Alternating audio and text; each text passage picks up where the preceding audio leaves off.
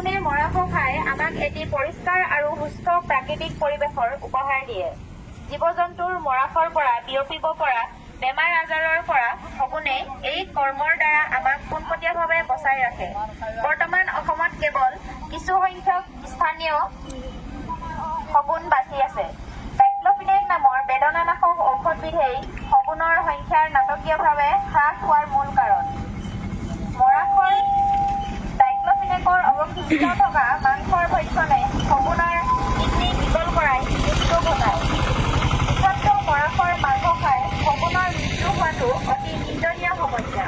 আমি সকলোৱে এই বিষয়ে সজাগ হোৱা উচিত। 1975 চনৰ বন্যপ্ৰাণী সংৰক্ষণ আইনৰ অধীনত শগুনৰ হত্যা এক দণ্ডনীয় অপৰাধ। গতিকে অনুগ্ৰহ কৰি জীৱ-জন্তুৰ মৰাশত বিষ নিদিব। ই শগুনৰ মুখ্য খাদ্য।